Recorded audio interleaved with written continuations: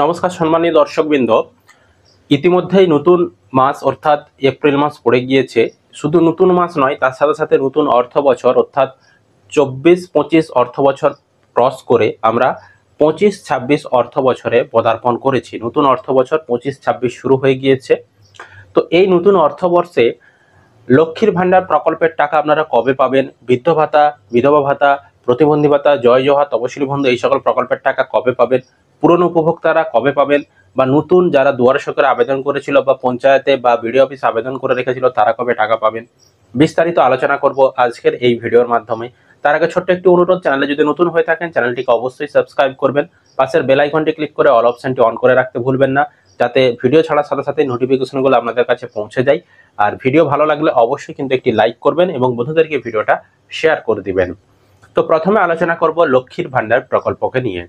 লক্ষ্মীর ভাণ্ডার প্রকল্পে আপনারা জানেন যে বর্তমানে কিন্তু প্রায় 2,20,21 লক্ষ উপভোক্তা হবে, তবে 2 কোটির উপরেই আছে। এতজন উপভোক্তা কিন্তু প্রতি মাসে লক্ষ্মীর ভাণ্ডার প্রকল্পের টাকা পাচ্ছে ব্যাংক অ্যাকাউন্টে। SC ST হলে 1200 টাকা, আর OBC জেনারেল কাস্টের মহিলারা প্রতি মাসে 1000 টাকা ব্যাংক অ্যাকাউন্টে পাচ্ছে। তো 2021 সাল থেকে এই টাকাগুলো পেয়ে আসছে উপভোক্তারা। তো বর্তমানে 2025 সাল, 25 সালে নতুন অর্থবর্ষ শুরু হয়েছে। তো আমরা দেখেছি প্রতি মাসেই এই যে লক্ষ্মীর ভাণ্ডার প্রকল্পের টাকা, এই টাকাগুলো কিন্তু বেশিরভাগ সময় প্রথম সপ্তাহ থেকেই পাঠানোর কাজ শুরু হয়ে যায়। পাঠানোর কাজ শুরু মানে পেমেন্ট স্ট্যাটাস যখন চেক করেন, পেমেন্ট আন্ডার প্রসেস লেখাটা চলে আসে এবং মাসের ঘরে যে মাসে টাকা দিবে সে মাসের আপডেট চলে আসে।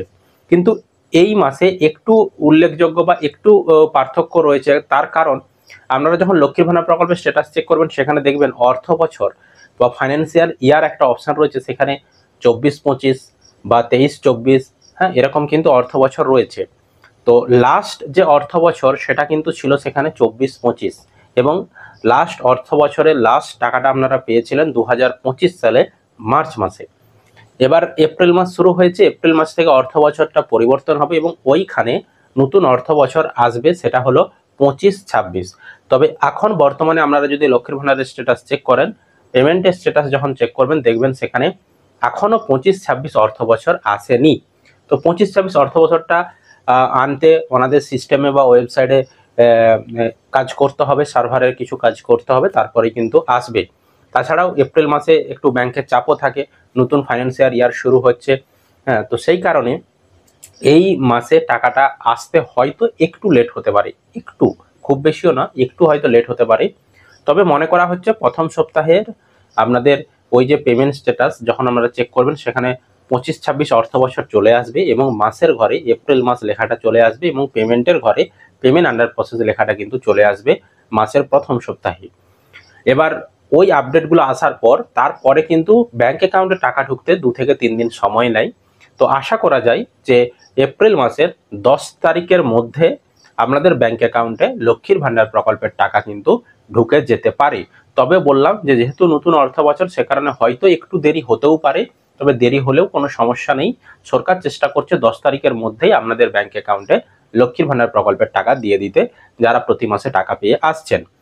নতুন উপভোক্তা যারা যারা দুয়ারে সরকারে আবেদন করেছিলেন, বিডিও অফিসে, পঞ্চায়েতে আর আবেদন করেছিলেন, আপনাদের আবেদনগুলো অনলাইনে এন্ট্রি করে রেখেছে। আপনারা যখন স্ট্যাটাস চেক করছেন দেখতে পাচ্ছেন সেখানে এন্ট্রি অবস্থায় রয়েছে, এখনো ফাইনাল অ্যাপ্রুভাল কিন্তু দেয়নি। আপনারা কবে টাকা পাবেন, এই অর্থ বছরে কি টাকা পাবেন? দেখুন, আজকের দিন পর্যন্ত দাঁড়িয়ে, আমরা 1 এপ্রিল আজ ভিডিও বানাচ্ছি আপনাদের জন্য, আজকের দিন পর্যন্ত দাঁড়িয়ে নতুনদেরকে টাকা দেওয়ার ব্যাপারে এখনো সরকার কোনো ঘোষণা করেনি। সরকার ঘোষণা করেনি মানে আজকের দিন পর্যন্ত দাঁড়িয়ে নতুনরা টাকা লক্ষ্মীর ভাণ্ডারের এই এপ্রিল মাসেও কিন্তু পাবে না। এখনো কিন্তু সরকার নতুনদের জন্য শূন্য পদ ঘোষণা করেনি।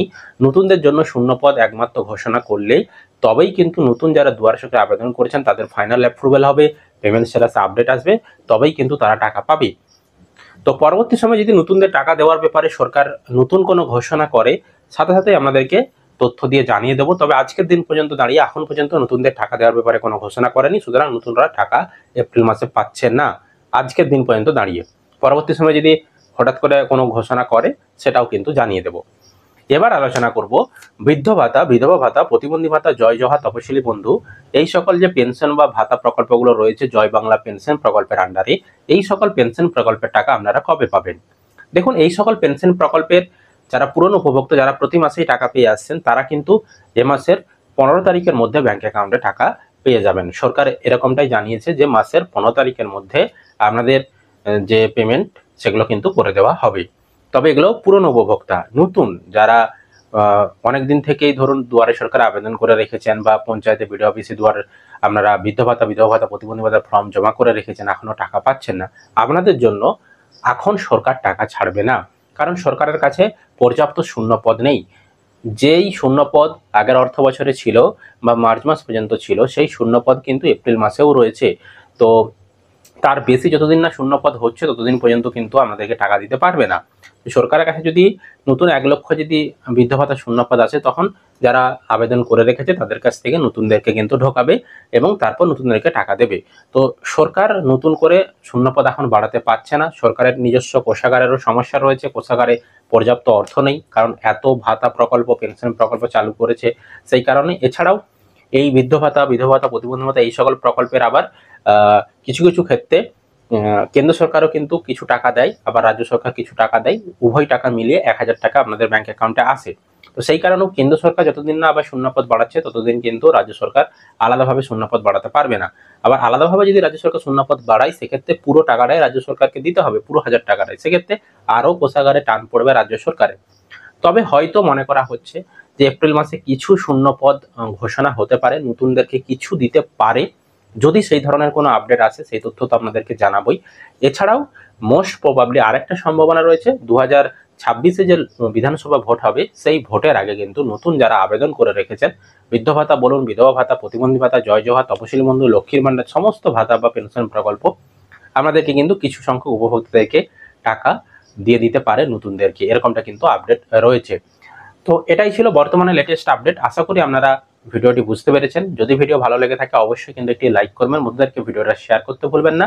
আর বন্ধুদেরকে ভিডিওটি শেয়ারের সাথে সাথে চ্যানেলটিকে অবশ্যই কিন্তু আপনারা সাবস্ক্রাইব করে রাখবেন এই ধরনের লেটেস্ট আপডেটগুলো সবার আগে পাওয়ার জন্য।